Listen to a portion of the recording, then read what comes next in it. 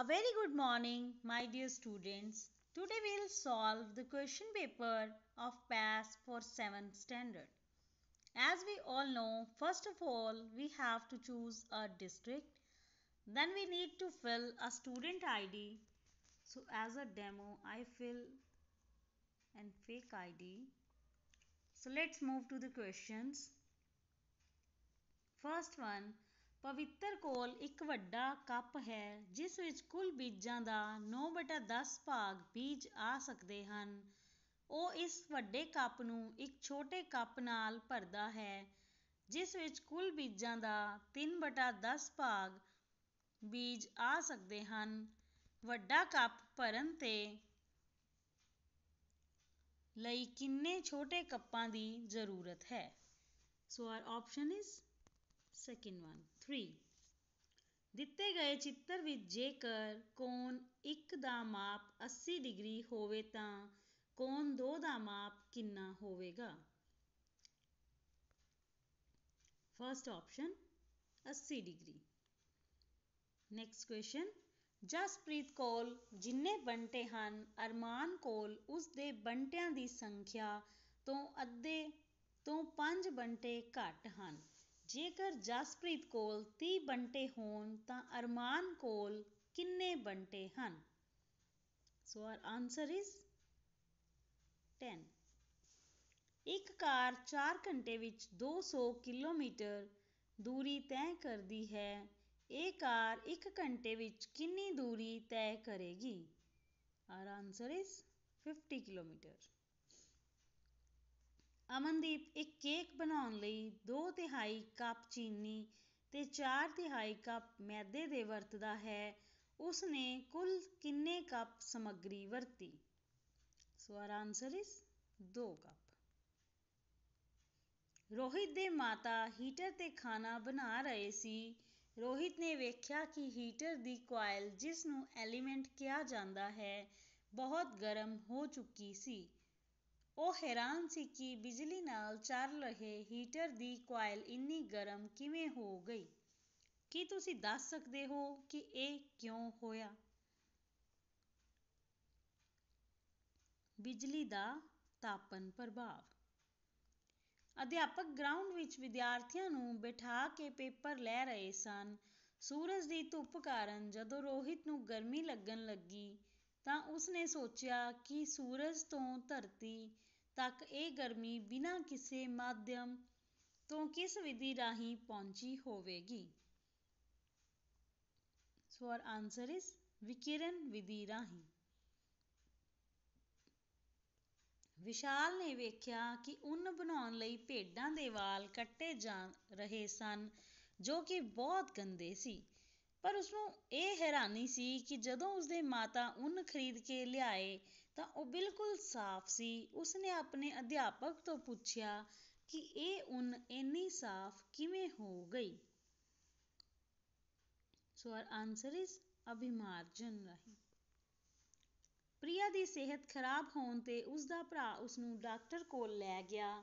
Doctor ਨੇ ਪ੍ਰਿਆ ਦੀ ਕਲਾਈ ਕੋਲ ਆਪਣੇ ਹੱਥ ਦੀਆਂ ਉਂਗਲਾਂ ਲਗਾ ਕੇ ਕੁਝ ਮਹਿਸੂਸ ਕੀਤਾ। ਪ੍ਰਿਆ ਦੇ ਭਰਾ ਨੇ ਡਾਕਟਰ ਨੂੰ ਪੁੱਛਿਆ ਕਿ ਤੁਸੀਂ ਇਹ ਕਲਾਈ ਕੋਲ ਕੀ ਮਹਿਸੂਸ ਕੀਤਾ? Answer is ਨਬਜ਼। ਕਲਾਸ ਵਿੱਚ ਕਿਰਿਆ ਕਰਵਾਉਂਦੇ ਹੋਏ ਅਧਿਆਪਕ ਨੇ ਇੱਕ ਗੋਲਕਾਰ ਡਿਸਕ ਲੈ ਕੇ ਆਂਦੀ ਜਿਸ ਦੇ ਉੱਪਰ 7 ਰੰਗ ਕੀਤੇ ਹੋਏ ਸਨ। ਜਦੋਂ ਉਸਨੂੰ ਘੁਮਾਇਆ ਗਿਆ ਤਾਂ 7 ਰੰਗ ਦੀ ਜਗ੍ਹਾ ਸਫੇਦ ਰੰਗ ਦਿਖਾਈ ਦਿੰਦਾ ਸੀ। ਕੀ ਤੁਸੀਂ ਇਸ ਯੰਤਰ ਦਾ ਨਾਮ ਦੱਸ ਸਕਦੇ ਹੋ? Newton disc. Read the passage and answer the questions that follow. Some animals, if trained properly and given the love they deserve, can prove more useful and faithful than human beings. This fact has been proved by scientific research. However, in India, the picture is shocking. Even in big cities like Delhi, we can see a number of animals such as cows, pigs, buffaloes, horses, dogs, cats, and bulls roaming around freely in search of food and shelter. These stray animals, when they get old, are abandoned by their owners. They are left at the mercy of nature, causing serious accidents on many occasions. In fact, these animals and birds are living beings like us. We should cultivate love and a feeling of compassion for these animals and birds. At no cost should they be considered inferior. So, our questions are: who, if trained properly and given the love they deserve, can prove to be more faithful than human beings? So, our option is some animals. Next is, name the city mentioned in the passage where animals move about freely. Our option is Delhi. Who are abandoned by their owners? Stray animals. What are the antonym of the word superior from the given passage? Inferior. What qualities should human beings have for stray animals and birds? Love and compassion. Bharat शब्द के वर्ण विच्छेद से संबंधित सही विकल्प चुनें। सो हमारा पहला विकल्प सही है। निम्नलिखित शब्दों में से किस शब्द में आधा र अर्थात रेफ का प्रयोग हुआ है? पूर्वी। पंजाबी अक्षर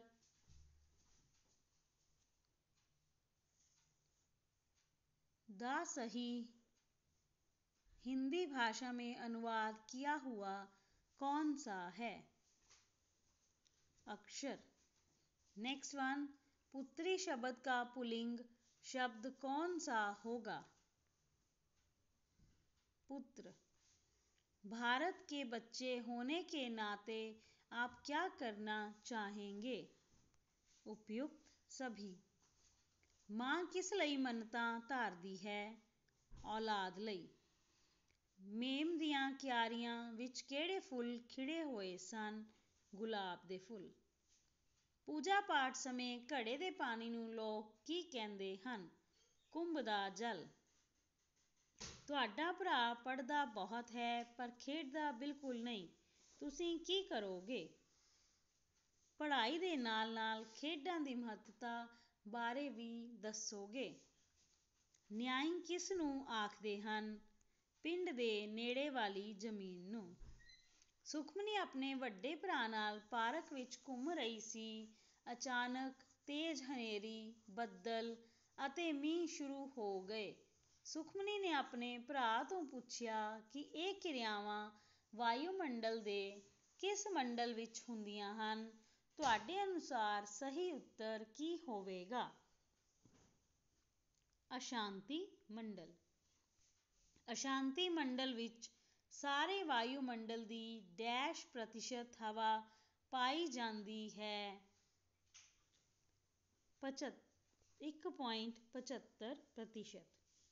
ਜੈਸਮੀਨ ਇੱਕ ਵਾਰ ਸ਼ਿਮਲੇ ਗਈ। ਉੱਥੇ ਬਹੁਤ ਜ਼ਿਆਦਾ ਵਰਖਾ ਹੋ ਰਹੀ ਸੀ। ਉਸਨੇ ਦੇਖਿਆ ਕਿ ਵਰਖਾ ਦਾ ਪਾਣੀ ਪਹਾੜੀ ਤੋਂ ਮਿੱਟੀ ਨੂੰ ਥੱਲੇ ਲੈ ਕੇ ਆ ਰਿਹਾ ਹੈ। ਜੈਸਮੀਨ ਨੇ ਆਪਣੇ ਪਿਤਾ ਜੀ ਨੂੰ ਪੁੱਛਿਆ ਤਾਂ ਪਤਾ ਲੱਗਿਆ ਕਿ ਇਸ ਨੂੰ ਡੈਸ਼ ਆਖਦੇ ਹਨ। ਭੌਂ ਘੂਰਨ। ਭੌਂ ਪਾਣੀ, ਹਵਾ ਅਤੇ ਸੂਰਜ ਦੀ ਗਰਮੀ ਧਰਤੀ 'ਤੇ ਹਰ ਪ੍ਰਕਾਰ ਦੀ ਜੂਨੀ ਨੂੰ ਜਨਮ ਦਿੰਦੀ ਹੈ। ਜਿੱਥੇ ਇਹਨਾਂ ਸਾਰੇ ਤੱਤਾਂ ਦਾ ਆਪਸੀ ਤਾਲਮੇਲ ਹੁੰਦਾ ਹੈ, ਉੱਥੇ ਹੀ ਜੀਵਨ ਸੰਭਵ ਹੈ। ਇਸ ਤਾਲਮੇਲ ਖੰਡ ਨੂੰ ਕੀ ਆਖਦੇ ਹਨ? ਜੀਵ ਮੰਡਲ। ਅਕਬਰ ਨੇ ਰਾਜਪੂਤਾਂ ਨਾਲ ਕਿਹੋ ਜਿਹੇ ਸੰਬੰਧ ਕਾਇਮ ਕੀਤੇ? ਦੋਸਤਾਨਾ ਸੰਬੰਧ। Thank you.